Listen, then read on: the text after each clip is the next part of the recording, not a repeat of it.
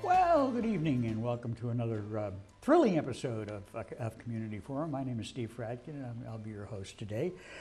We're going to be discussing the race for governor of Massachusetts. Now that Falchuk, of course, is not going to run for a third term. It's going to be an interesting field. I would say that I may be the only political figure in the Commonwealth who's not running for governor. We got Democrats, Attorney General Martha Coakley, Treasurer Steve Grossman, former Medicare and Medicaid Chief Donald Berwick, biotech executive Joseph Avallone, and former Homeland Security Advisor Juliette Kayyem. The Republican who's running is Charlie Baker, who has tried it before. Independent venture capitalist Jeffrey McCormick has just announced a few days ago. And then there's the United Independent Party. Never heard of it? Well, you're going to learn all about it tonight. It was founded in January of 2013, goes way back in history, and was founded by our guest and a group of supporters from around the state. They are committed, the party is committed to moving from the outdated small government versus big government debate. They're calling for greater accountability to voters, protection of social freedoms, more innovative, fiscally pragmatic solutions, and trying to improve the day-to-day lives of individuals, families, and communities. Welcome to the founder of that party, Evan Falchuk, who is a candidate for the governor of Massachusetts. Welcome to the show. Thank you. Thank you for having me. Evan is, as I say, he is the nominee of the party for governor. He is earning a good deal of interest statewide. He's been featured by over 100 media outlets, including Bloomberg Businessweek, Boston Globe, CBS and NPR affiliates, the State House News Service, Politics 365, and now Community Forum. So you've made the big time. Exactly. Well, it's very important to be everywhere, so it's great to be here. He's a Massachusetts native, an attorney, a global healthcare business executive, and he's been on the campaign trail since February, meeting with thousands of voters across the Commonwealth. Now, before I ask you about yourself, I will give you a little bit of, and our viewers, full disclosure. I am a lifelong Democrat. I am a party activist and have been involved in party leadership, and I am a campaign consultant. Mm-hmm. So you know where I'm coming from. It's okay. I'm a candidate for governor. And so full disclosure has been made. Okay. And what's your background? So my background, I did grow up here in Massachusetts. I'm married. I'm 43 years old. My wife is getting her master's in social work right now at Boston College. Mm-hmm. We've got 3 kids who are 13, 10, and 6, girl, boy, girl. We live in Auburndale, which is part of Newton. Yep.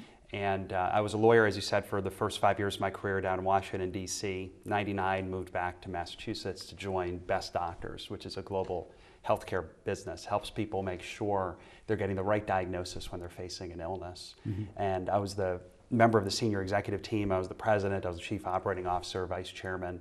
But we grew during the time I was there from 9 employees to over 600. And I left at the end of June to pursue this full time. You're going to bloat the government the same way, or? Well, I mean, building a business in an entrepreneurial environment and doing it on a global basis requires a lot of discipline.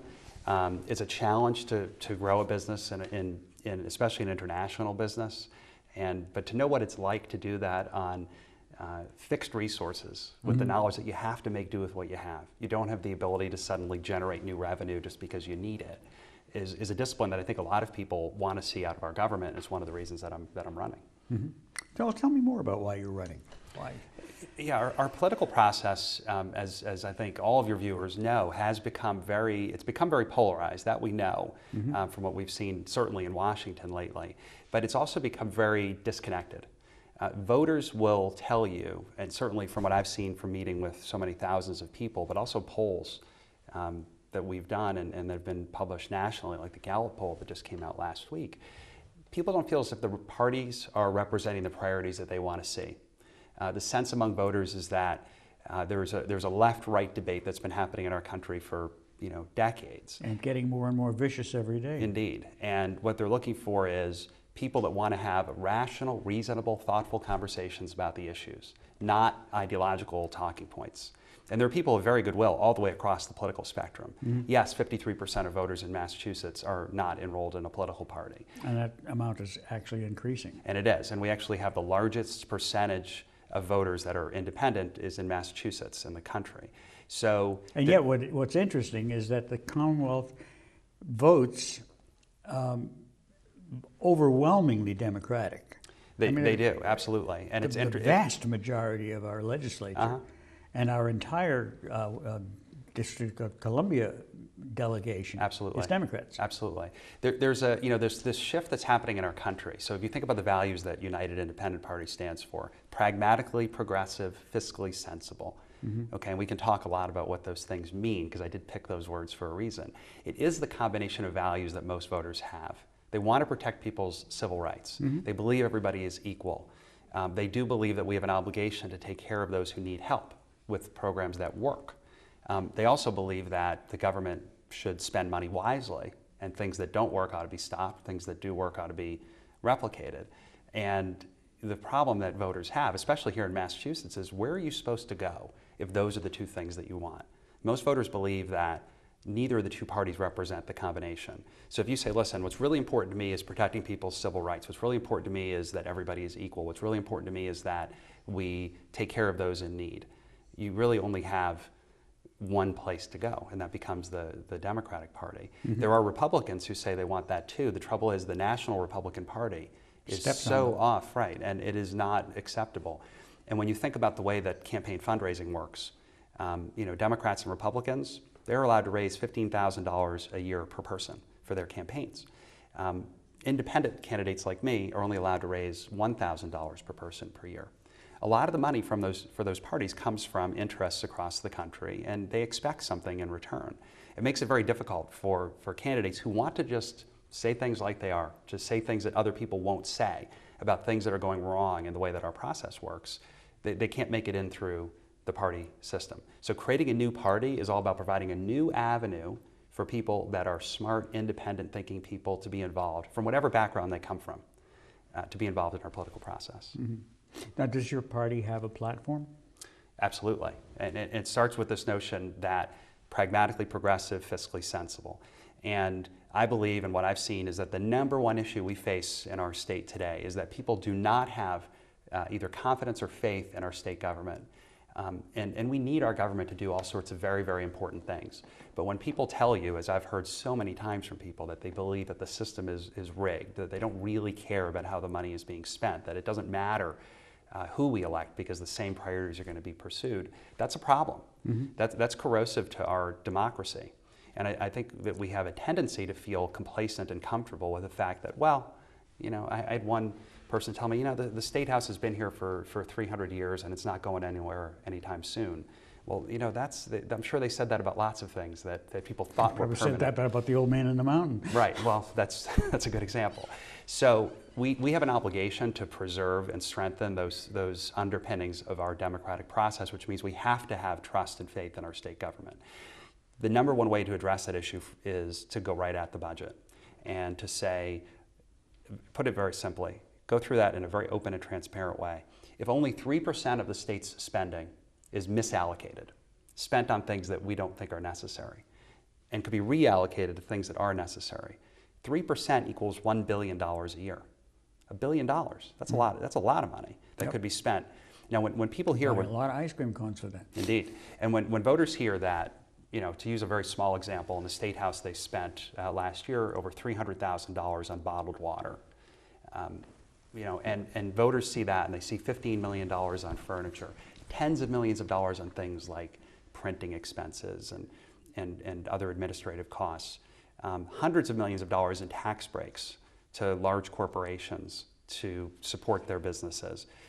And they say, if all that is possible in our state government, why is it that there's no money to pay for computers in schools, for job training programs, for transportation initiatives, for all the social services that the state needs to provide? Why is there no money for those things? And they say it's because no one really cares about them. So what the platform of United Independent is all about is saying we have to have a real, genuine, honest conversation about the reality that we must pay for the government that we say we want. We must be willing to stop doing things that we shouldn't be doing and to make difficult decisions in a very open and transparent way. Do you consider the Affordable Health Care Act something that we shouldn't be doing, or something that, even though it costs an awful lot of money, is still fiscally sound? It's, I as a person from the healthcare business, I find the debate over the Affordable Health Care Act to be fascinating. Because glad you didn't say laughable. No, well, this is why. It's because of the reality of what's going on in our healthcare system in Massachusetts today. Now, the major tenets of the Affordable Care Act we've had in Massachusetts since 2006, when Governor Romney signed the You mean Romney Care? Romney Care, exactly. This is sort of the political bizarreness of this. Yes. And the basic idea is, if you are a living person in the United States, you must buy health insurance. Seems reasonable. And we have government subsidies to help make sure that if you can't afford it, that you're able to. And systems exchanges like the Connector here in Massachusetts to provide basically a shopping platform for people to buy them. Of course, mandatory insurance coverage is an idea that dates back many, many, many years. Sure. Auto insurance. Auto insurance, exactly. Property coverage for your home, absolutely. Normal type of thing. It's become very politicized. But here's the part that really is a struggle for me to understand. So in the state of Massachusetts, we have essentially 3 insurance companies that control almost 80% of the commercial insurance market: Blue Cross, Harvard Pilgrim, and Tufts. All right, 80% of the market. On the hospital side, there are a small number of hospital systems that also have close to 80% of the market. And almost half of that is with just 2 hospital systems that, as many of your viewers no doubt know, are buying up community hospitals all around the state. From where I'm sitting, that starts to look like monopolistic practices. And when you read about the types of things that have gone on, the deals that have been made between the large insurance companies and large hospital systems that end up causing the cost of healthcare in Massachusetts to be the highest in the country. And the government sits back and does some light investigation of it, but doesn't really take action against these activities. Of course, the quality of the healthcare in Massachusetts is amongst the highest. Terrific healthcare quality. But there is far too much money being made by people that are taking advantage of their monopolistic status in the marketplace. And monopolies always hurt small businesses. They always hurt consumers. And the challenge I have with when we talk about healthcare today is that we're not talking about that issue. I think it's great that we've made coverage available to everybody. I think it's an important thing. And I think it's appropriate for the government to provide subsidies to people who can't afford the coverage. The trouble is that the way our system is set up today, we're forcing people to buy products that are far too expensive for what they're getting. And part of the reason they're so expensive is that there's a lot of money being made by monopolistic players. We'd be better off if our state could actually attack that problem and say that it's not okay for 3 companies to have 80% of the market. We don't stand for it in so many other parts of our economy. We ought not in healthcare. Do you favor a single-payer system?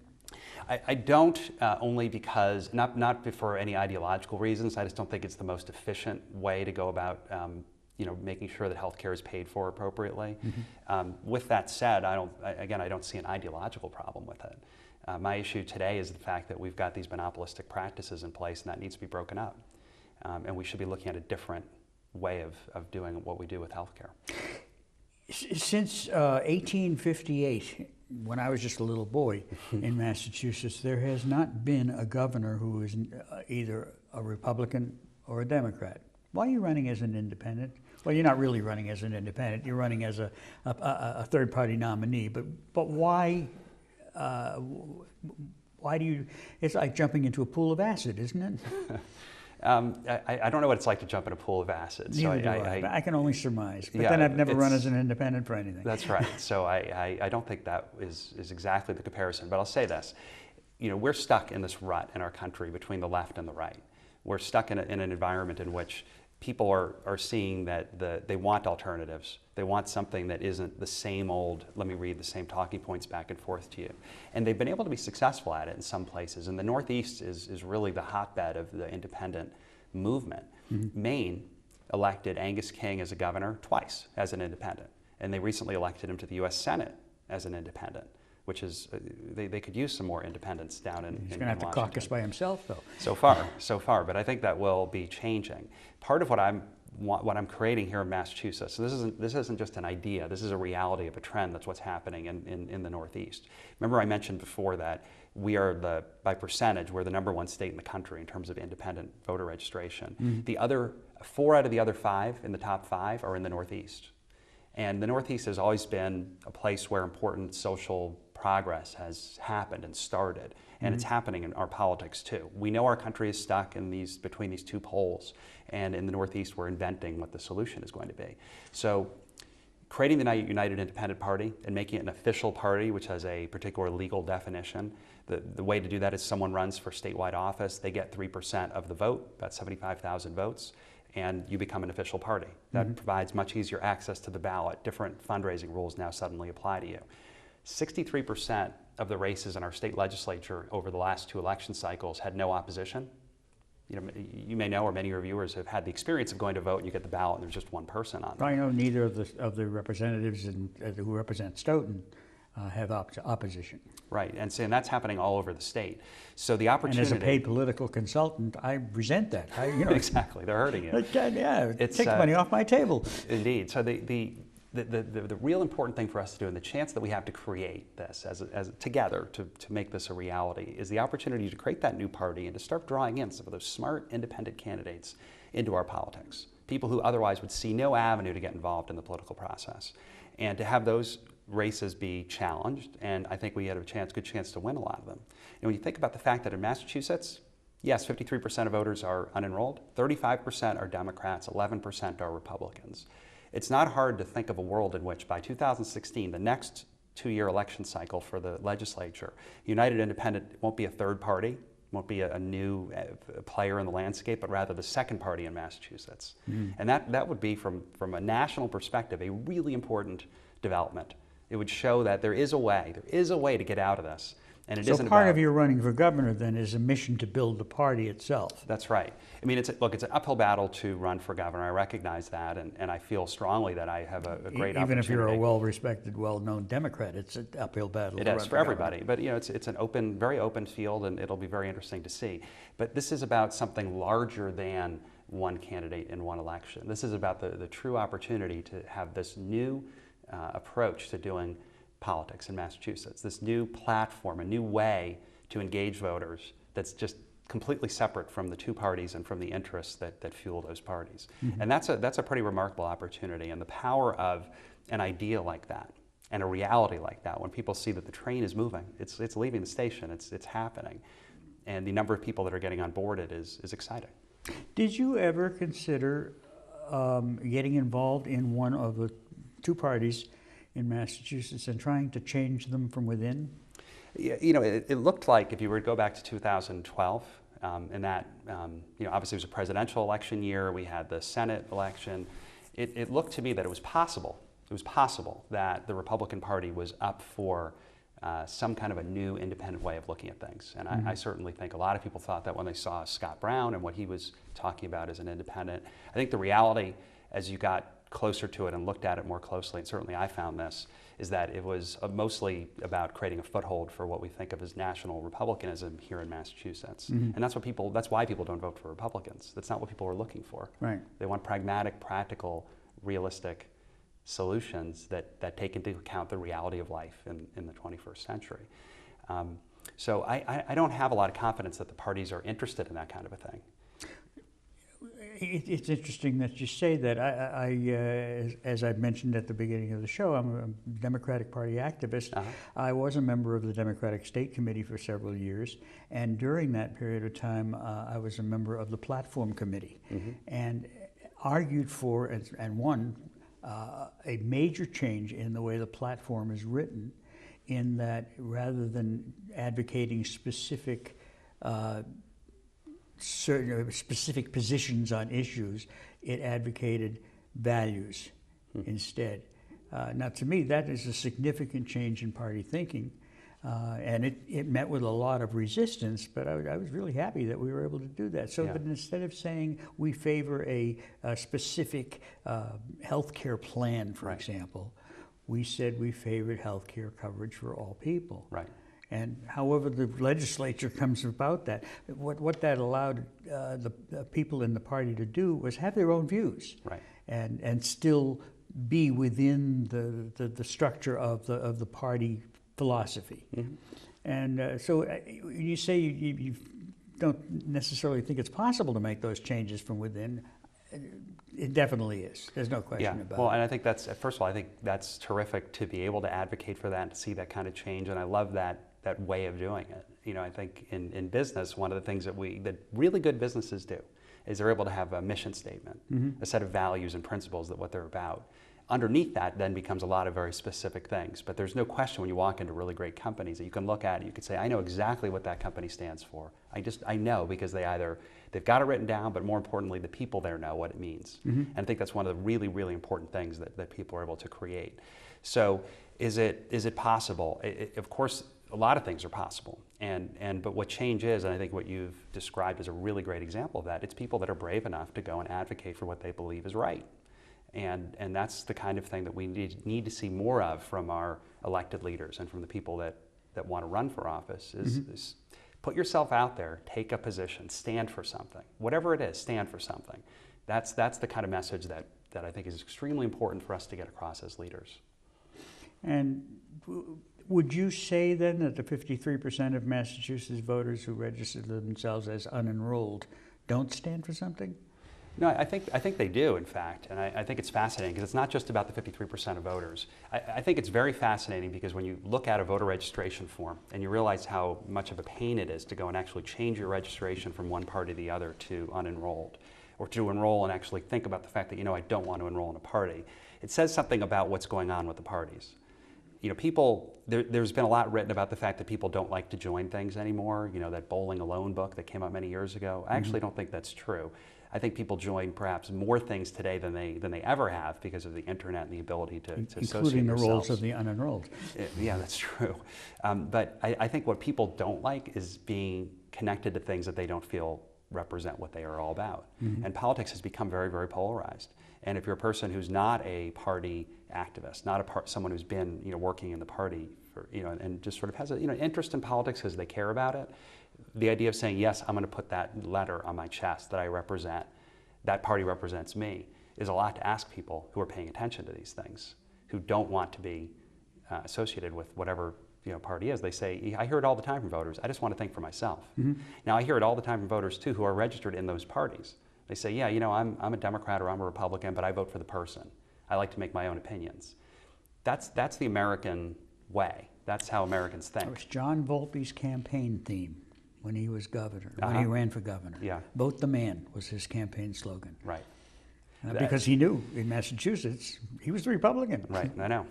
But I think that's how most people think. And I think as the parties have become more polarized and as the system has become more disconnected, people say, I need to think about it my own way. And the part that's missing when you think about a market opportunity is that's what voters are looking for. They're being presented with two choices. What voters will say all the time is, I have to pick the lesser of two evils. And that's not a real good way to run a democracy. Of course, I've got a theory about that also. I think that the nature of political advertising, which concentrates on the negatives, convinces people that only negative people run for office. Right. Because that's all we hear about. And if you think it's bad here, you should see the advertising down in Florida for campaigns. Right. My wife and I were down in Florida last November, and we're looking at the ads, and we're saying, we wouldn't vote for either one of these people because they're both bad. Right. And so what do we think of? We elect people who are bad. Well, of course our government is bad because we elected people who were bad to run it. Very, very well said. and that's another one of my lifetime missions is to try and reverse the trend of negative political advertising. Well, it's a good mission. Look, any failing organization, the place to go look at is the top. Who are the people in charge? What are they like? How do they articulate their values and their vision and their purpose? And I think when voters take a look at what's going on in our government, and I'm not talking about particular individuals at levels, I'm talking about across the board how people feel, they say, I don't see people that are interested in necessarily supporting what my values are. I see people that are very interested in getting themselves elected. I see people that are extremely interested in keeping those elected jobs as long as they can. And that's not what most voters are interested in. It was John Kennedy who said, ask not what your country can do for you, ask what you can do for your country. But he was already elected when he said that. That's true. But he believed it. I think that was a rallying cry for so many people. When you listen to the candidates that are running in this race, just here in Massachusetts for governor, and you hear them talk about why are you running, you hear a lot of things where it's about, I want to redeem myself with voters. I want to show I learned the lessons from the last time around. I feel like this is a great new challenge in my career and I'm ready for it. I think I'm ready to take on this kind of challenge. I think this is a natural progression for me in what I'm working to do. And that's nice. I mean, look, I've interviewed hundreds of people for jobs over the career, and yeah, if someone didn't come in and said they wanted the job, that's not a good thing. But it's not enough to say you just want the job. You have to be able to say, what are you going to do for the company? What are you going to do for the state? What are you going to do for voters? Most political activists are either ignorant or unaware or reluctant to accept the fact that voters do not generally vote issues, they vote emotions. They vote for a person they like, they vote for a person they trust, they vote for a person that they feel confident in, or they vote against a person they dislike or feel has betrayed them. They vote feelings. And as I say, most political activists, because we're immersed in the issues, think, oh no, that can't be true. That can't be true. People really know, and they really care. They know all of the fine points of the Affordable Care Act, for example, and without realizing that it occupies 2 volumes, a total of 6 inches thick. That's correct. So how does that fit into your particular philosophy? Yeah, I think you're right about that, by the way, as far as that's how voters vote. I look at a campaign as a very extended public job interview. All right, that's what it is. And when you're interviewing someone for a job, everyone shows up with a resume, and everyone has a resume that's appropriate for the job, otherwise you're probably not going to be interviewing them. And the real question is, and you think about people that you've hired in your career, I know people I've hired in my career, when it goes well, it's because you connect with that person. You click with them. They share your approach to the world. They're good at being straight with you and open with you and transparent, genuine. And what they feel about a specific issue, you don't know what issues are going to be 2 years from now. You don't know. You don't know what the problem is that they're going to have to deal with. Are they? And what you really need to understand is, how do they think? How do they express themselves? What's motivating them? What's motivating them? Exactly. Well said. That is what voters are looking for in candidates. Now, when you think about why there's so many negative ads, I think part of it is because smart people understand that the politician needs to be able to express that he's someone genuine and real that they can trust. And so the attack is show that this person is none of those things. So it becomes the game.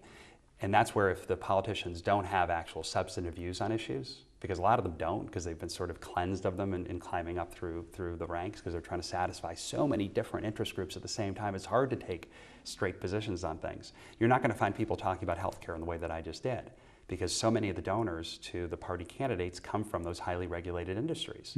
So they're not going to say, oh boy, you know what we should do? Let's maybe try to smash up those monopolies because this is, preying on the marketplace. They won't say that. They might say, because they might say, well, yeah, it's something we should look at, or I think the system works well, or I'm proud about the fact that we've got almost universal coverage, and yeah, we probably should do some things to incentivize doctors, and who knows what. But they're not going to say anything that you can walk home and you can say, oh, I know where that guy stands, right? They need to stay away from that. So it's great to attack people on that basis. I think that politicians, good ones, good leaders, need to be both. They need to have substantive views on things. They need to be able to articulate why they believe what they believe, and they need to be genuine people who are willing to answer whatever question a person has and give them an honest answer, even if the answer is, I'm not sure, but to be genuine. And we don't see enough of that in our politics today. What will you do in your first year as governor, other than putting in new curtains in the corner office and actually, that's one of the things I plan to buying do a Cadillac? as little of as possible. Being fiscally sensible means that these kinds of crazy things like that, they ought not happen. I mean, you run and I win on running a campaign on the way that we're doing it, a very fiscally sensible, smart, way, targeted. You can do a lot of stuff in a campaign for a lot less money than most people think. And frankly, it's fascinating when you go look at campaign finance reports and you see how candidates spend. It shouldn't be a surprise to most voters that when they get elected, they don't suddenly become fiscally sensible when they've been spending like drunken sailors during the course of a campaign. So for me... Of course, in most major campaigns, it's not the candidate who's doing the spending. Yeah. It's the finance director or the Sure. campaign manager who's doing the spending. Well, look, and in business, if that's how you run your business, you can walk into a lot of businesses, and certainly in my business career, we acquired companies that were in financial distress, and you can walk into them and you can tell pretty quickly whether they're running themselves in a smart way. You usually see very expensive furniture, brand new computers and expensive equipment that you wonder if they really needed that, and you wonder why they're being acquired and not the one doing the acquiring. Government works that way. There isn't a sense of, I've heard people talk about spending on things that are far too expensive that happen in the state level, and someone says, don't worry about it, we're putting the money back into the economy. And I suppose that's true, but that isn't a good governing philosophy. So when you say what would you do in your first year, because I believe that re-earning the trust and confidence of voters is the most important priority, and because I believe that spending is the number one area that voters feel as if there's a disconnect, we have to be during that first year very, very direct and prudent and transparent about how we're going to be addressing the misallocation of money that exists. I believe that 3% is very, very identifiable within that first year, and that we can then reallocate that money to other purposes. And if we can start to fund programs that currently aren't being funded in the way they should be. You hear a lot about schools is to me one of the most important ones, because I've got 3 kids in the public schools, and I know that there are towns and cities and towns like Stoughton that have issues with with the buildings and with making sure that the resources are there for these cities and towns. The ability to reallocate some of that money in ways that people can see, and they can say, listen, not only are we serious about reallocating money, but we're going to put it into places where it's needed. That's a big deal. And that starts to build that confidence where people can say, well, they said they were going to do it and they're doing it. And that's something that we just have to do.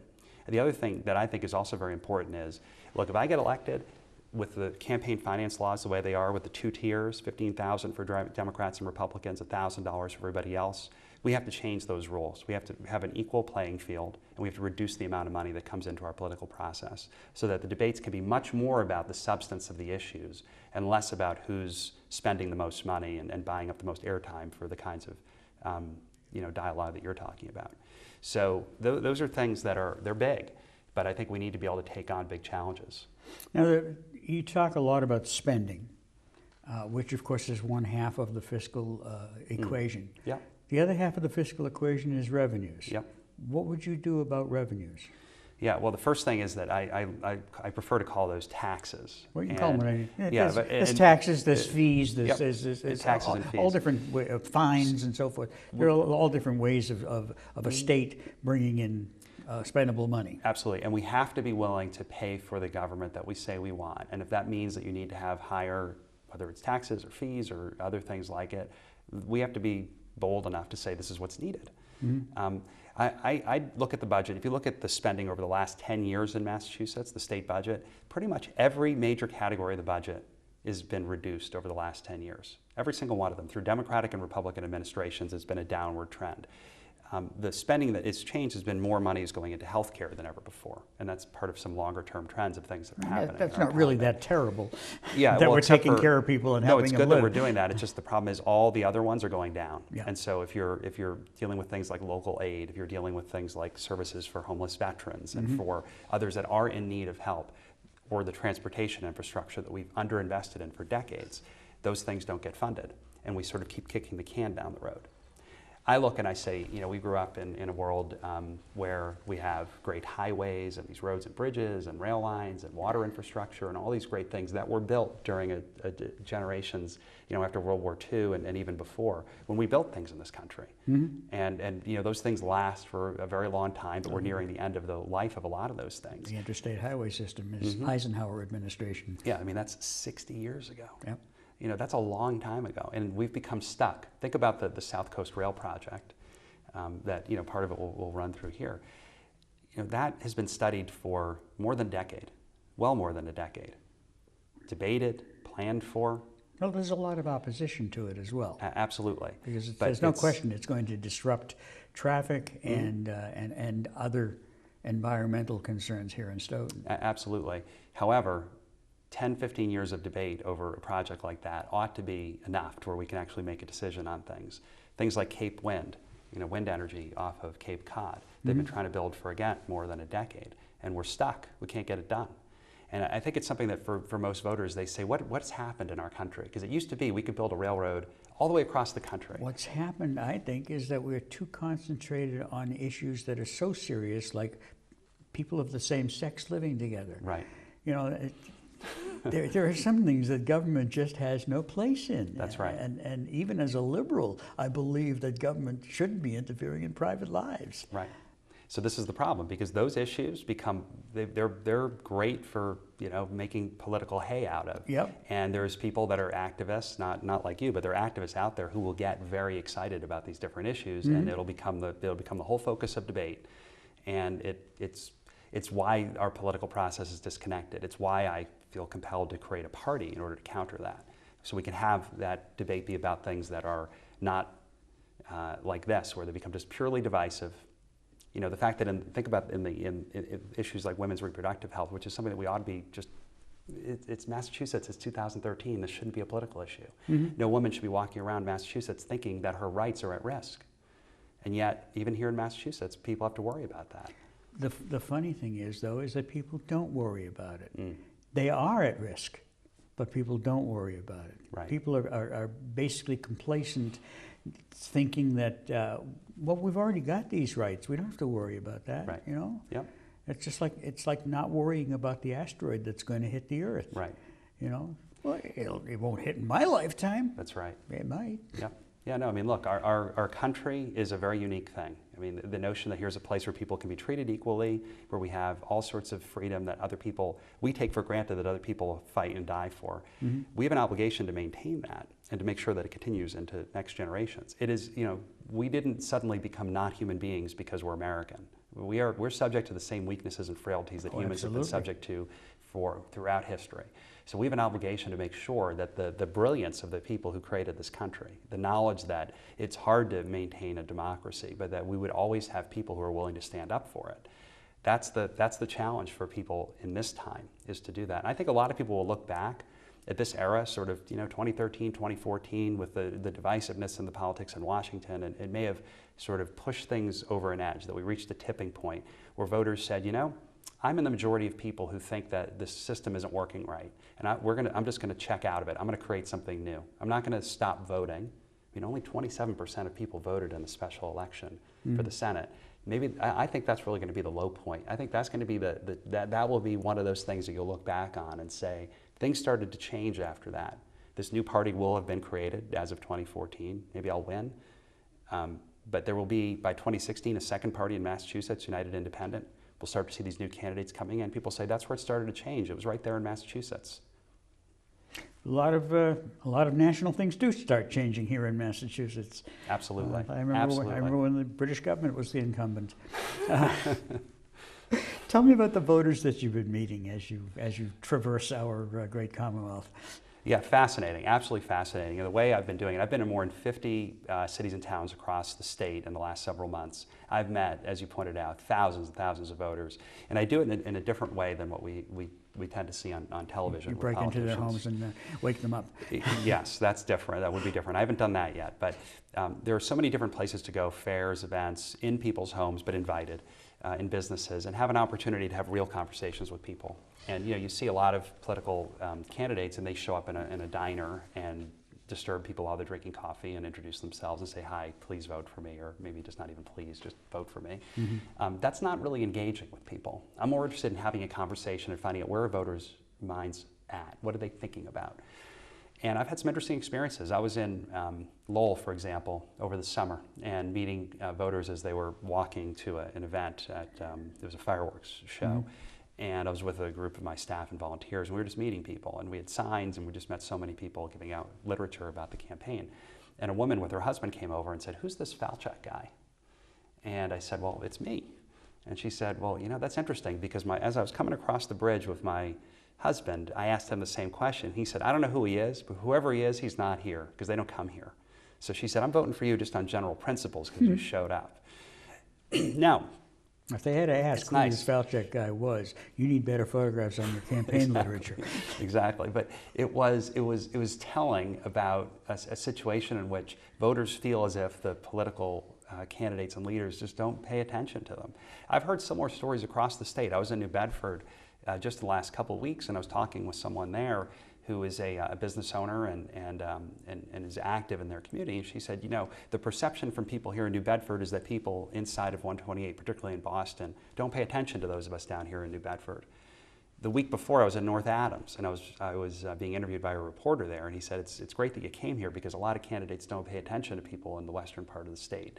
And I said, you know, I keep hearing this. Of course, 2/3 of the voters in Massachusetts live within the 495 belt. Right. I mean, math tells you that, but it doesn't make it okay for candidates No, to do of course that. not. And it's a mentality. It's a mentality. And I felt like after hearing that 4 or 5 times, and I've heard it in lots of other places, including inside of 495, which was actually surprising to me, that at a certain point you say, it's not you, it's not the voters' fault, it's them. It's the candidates that feel as if New Bedford is too far away to go to and not important enough because there aren't enough voters, or maybe there's not enough money to raise down there. Or that North Adams, 2 hours from Boston, is too much of a trip to take. Look, as a business person, global business, I used to fly all over the world for work, all over the world. The idea of some place that's 2 hours away where I can have breakfast in my house and dinner in my home, or sleep at least at night in my home, that's too far away is difficult for me to comprehend. But it's a philosophy, it's a culture, it's a diminished expectation that we have of our leaders that somehow they should get extra points for going out and actually talking to voters. It's important to me, so that's what I've done. It's fascinating to meet voters. You meet people from all across the spectrum with all kinds of very interesting ideas, but it's valuable. You have to do it. And what is on people's minds, other than the fact that nobody comes out to see them? What is on people's minds in Massachusetts? Yeah, when I say that this confidence and faith in the government is a big issue, that really is the #1 issue that I see people talking about and hear them talking about. It oftentimes may start with discussion about another topic, but when you get a little bit past it and they start getting into it, at some point in the conversation you're going to hear something like, you know what, I don't think anybody really cares about this. I don't know what anyone's going to do about it. And that sort of notion that I just don't believe that there's anyone who really is engaged on these issues or really cares about the outcome of them is exactly the thing that I think is extremely important for us to counteract and to change. Now, Massachusetts has been pretty much leading the country in terms of economic recovery and economic development, in addition to education and unemployment and so forth. And you know, I think a lot of that has come as a result of the present administration. What do you intend to do to help Massachusetts continue to be an economic leader? Yeah, and we have been. I think we have so many great things here because of the fact that we have the great universities. We've got this incredibly innovative high-tech economy. Well, we had those great universities under Reagan as well. Right. I mean, under Romney as well. Right. Funny I should mention, make that kind of Freudian slip. Right.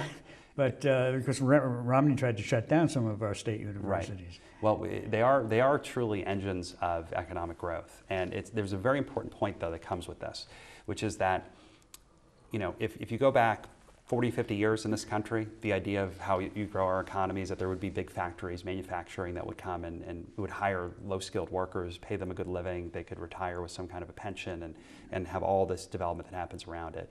A lot of our government policies are still based on the idea that that kind of economy either exists or will start to exist again. The reality of the world in the 21st century is that small and medium-sized businesses are the engines of economic growth. Unfortunately, our government policies are not geared towards that kind of economy. They're not. Healthcare costs, which we've talked about, have been reported as, from business owners, the top issue that slows them down from being able to grow more quickly here in Massachusetts. #1 issue. And if we know that a big leading cause of that is the monopolistic practices in our market, then our policies aren't geared towards helping small and medium-sized businesses. That's the #1 issue they have. So what are we doing? If we know that businesses need to have, especially for startup businesses, a tax structure that is progressive in nature, so that smaller businesses pay a smaller amount of their profit in tax than larger ones, then we wouldn't have the tax structure we have in Massachusetts. We have a flat tax system in Massachusetts. We're one of only 7 states that has a flat tax, and we've got the highest taxes among them in that category. And it's partially because we have a flat system. We need to make that more progressive so it helps small and medium-sized businesses grow. And those are two really big examples of how our policies aren't geared towards that. We don't do enough job training, or even just training for entrepreneurs. There are some wonderful programs that provide mentorship and help for small businesses. I've worked with one called Enterprise, which is a great organization. I worked with the one that they're a program in Lawrence because I speak Spanish.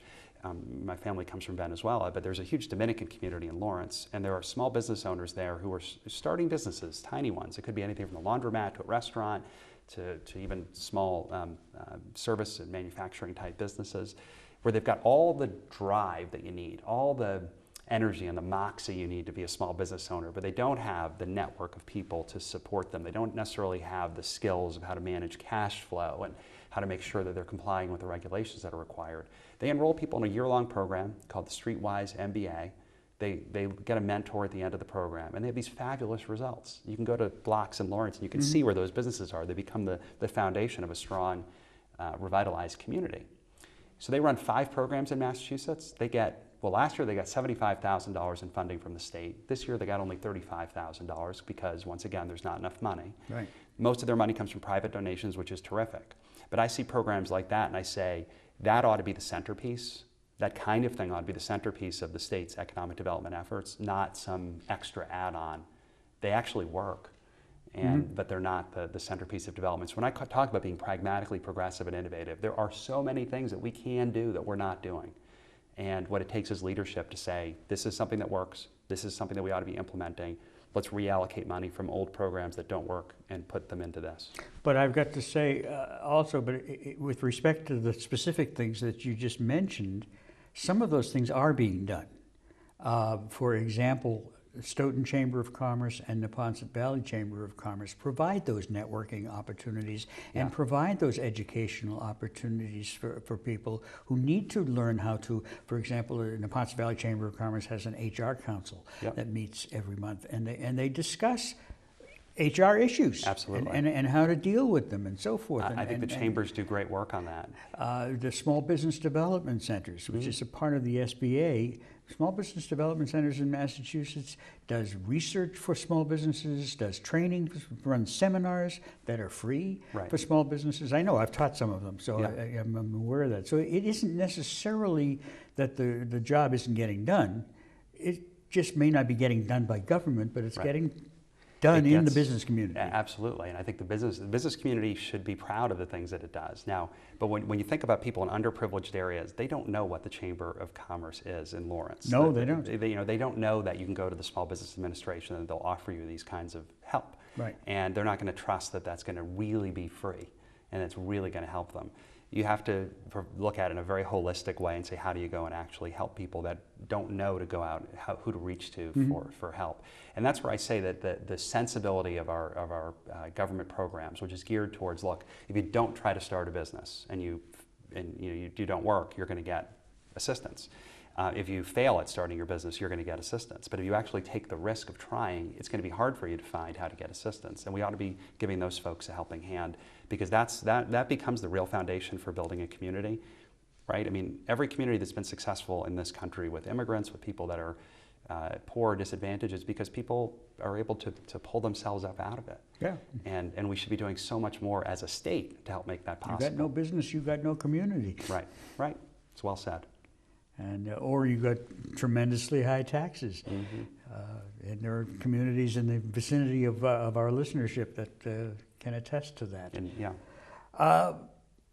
you touched on the educational opportunities and resources here in Massachusetts. How can we promote quality and yet affordable education, higher education, for the people of Massachusetts? We have, unfortunately, in many states, you'll find that most of the legislature has gone to the state school. You know, you've gone to Ohio State, or here in Massachusetts, most of our legislature has gone to Boston College and Northeastern University and BU and Harvard and so on and so forth, all private schools. And UMass is one of the best state colleges in the country, and yet it is vastly underfunded. What can you as governor do about that? Can we change our attitudes about education in Massachusetts? Yeah, well, there's a lot of things that can be done. Look, higher education has become outlandishly expensive. And there are a few things that I can say about that. One of them is that, think about the community colleges, which there are some really great community colleges in Massachusetts, and that's a really good alternative for many students who don't want to go to a four-year school or looking for vocational Still part of the state training. education system. Absolutely, and those don't get funded in the way that they should. That ought to be a lot easier for someone graduating high school who wants a higher education that's geared towards a vocational skill or even just something that maybe prepares them for going to a four-year college. We don't fund that enough. We don't make that avenue easy enough for people to pursue, and I think it's an important priority for me. When it comes to higher education, we have a serious problem in this country with this. You know, we've been through the mortgage crisis with the bubble that was created by easy access to mortgage lending. And something like that has been going on with student loans. And there has been an enormous shift of money from students into colleges and universities across our country that has coincided with the ease by which people can get those loans. The average student loan debt right now is around $27,000. It's a lot of money. And so there's a lot of kids that graduate school and in this economy may not have a job, or if they do, it takes them 10, 15, 20 years to pay off their student loans. So they leave with an education that they now have to spend many, many years paying for. And part of the reason it's happened is because we've economically set up a system that makes it very easy for people to get these loans. And I think you have to think about it a bit like what's happened with our mortgages, you know, where it was too easy for people to get loans for homes that they couldn't afford, and then they end up in situations where the thing collapses down. So a lot of these colleges and universities who are charging, you know, $30,000, $40,000, $50,000 a year to go to school, it puts the cost of college essentially out of reach for so many people. And it isn't about lowering the interest rate that people pay on the loans. It's about saying that model of a $40,000 or $50,000 a year education isn't okay. You know, there's enormous endowments at so many of these colleges and universities, and a lot of them do a really good job of making sure that students aren't taking on debt by using some of that endowment money. Right. But I think there should be a lot more that's done. There's enough there where you'd say, listen, if you're someone who can't afford the tuition, that you're going to have it paid for through the endowment. I'll tell you, I'll be honest with you, when my son and daughter were in college, fortunately not at the same time, my business was struggling during the Reagan years. And because of the availability of private school endowments, it cost me less to send my daughter to a private school than it did for my son to go to UMass. And because the endowments just weren't there, and the funding just wasn't there. Right. And I think that we as a people need to accept the responsibility to educate our kids. People don't do that. I mean, many years ago, my late father-in-law said, "My kids are already out of school. Why should I have to pay a school tax?" Because somebody else paid it, you know, for your kids. Right. No, yeah. And it's a shared responsibility, and you know there's a lot of money that's spent in a lot of these colleges and universities, including in the state colleges and universities, that goes for administrative costs, building expenses. But that's going to happen anyhow. It does, but you know it's odd that in Massachusetts the governor's salary is somewhere around the 50th highest among state employees, and most of the ones above that are people that are working in the state university system. So if students aren't able to afford to go to school and we're paying that kind of money to people that are working in those schools, I understand it's a competitive marketplace, but at a certain point we have to be able to say this isn't good policy. Yeah. I want to let people know how they can get in touch with you if they want to get involved in your campaign. Thank you. If we can show on the screen, there we go, Evan Falchuk at www.falchuk2014.org. You do not have to type in the www. Twitter is at eFalchuk. Facebook, well again, the www is facebook.com, Evan Falchuk, M.A. Okay, I'm having difficulty reading it. And email contact at falchuk2014.org. And again, thank you very much for being with us. Thanks. I wish you the best of luck with your campaign. Thank you, sir. And with your party development. And I know that's a good part of your objective. Thank you. We also want to thank Maxie's Delicatessen. I know you enjoyed the bagel this morning. Yep. And terrific. Maxie's sends us some food for our guests and our crew every week when we do the show. And we call them Maxie's. because the food is just so darn good. And they're at Cobb's Corner in Stoughton, and you can, when you drop by there, make sure you say Maxie's to them, because they love it. And they'll give you an extra portion or something. No, they won't.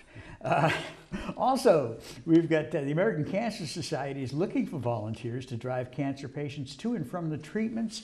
You can get in touch with them at 800-ACS-6662, or you can go to cancer.org online. Ilsa Mark's Food Pantry and St. Anthony's Free Market, First United Methodist Church, which are the two food pantries here in Stoughton. For more information, contact Christine Gallagher. You can see her phone numbers are up there, and they need people to not only donate food or money, but also to donate some time in helping them stock the shelves and help the people who come in for food and so forth. So give Christine a call.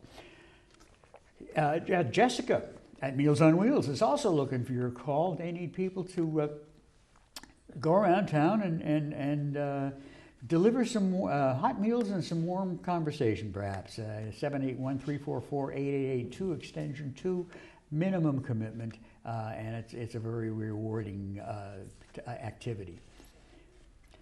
Stoughton Penny Saver, very good to us, and we hope you'll be very good to them. They help us in promoting the show, and they will also help your business in promoting itself. They're a very effective publication. I make my living in advertising, and we use the Penny Saver quite frequently. An International Forum Show interviews guests with local roots throughout the world, and they interview them via Skype. It's on Sundays at 2, Mondays at 11, Wednesdays at 9, Saturday at noon, here on your SMAC stations, Comcast 9 and Verizon 28. Community Forum Show is on in Stoughton, Thursdays, Fridays, Saturdays, and Sundays at 6, Mondays at 8, Tuesdays at 5. Same channels, 9 and 28. If you want to contact us, it's communityforum1@yahoo.com. In Easton, the show is on Monday at 9, Tuesday at 8, Wednesday at 3, Saturday at 10. Same channels, same address. And we have, as we usually do at the end of the show, when I'm hosting anyhow, we have a thought for the week. And we try to tie it in to whatever it is we've been discussing. And this one comes from Benjamin Franklin. You remember him. I think I went to school. Schoolmate of yours, right? Yeah. What's that? Schoolmate of yours? Schoolmate of mine, Yeah. yes. Who said, "It is the first responsibility of every citizen to question authority." And that's interesting because, you know, to me it has always struck me as unusual that people who are in the establishment, as we used to call them in the 60s, said you were being un-American when you criticized the government. Right. And yet the government was formed under a constitution that says you have that specific, explicit right. Mm-hmm. And basically that's kind of what you're doing now, isn't it? It is. It is. That's a great quote. We always put great quotes like that up on our Facebook page, and, and I've seen that one, and I think it's a great one. Benjamin Franklin was a great guy. If you go to Franklin, you want to talk about a Renaissance man? He really was. Go to Franklin, Massachusetts, and you can go visit their public library. It's the first one in the country. First one in the country, and they wrote to Ben Franklin when they first founded their town, and they said to him, "Will you send us a bell? Because we named our town after you. Will you get I guess Ben Franklin had access to bells at that time." Mm-hmm. And he wrote back to them and said, "I'm not sending you a bell because what you need is a library." And he sent them books. And you can see the books that he sent to them. Remarkable man. My grandchildren live in Franklin. Oh, great. 2 of the world's 3 cutest human beings. Once again, thank you very much for being on the show, and thank you folks for watching. My name is Steve Fradkin, and I will see you the next time I'm here. Good night. Talk about timing, huh? Great interview. That was really interesting.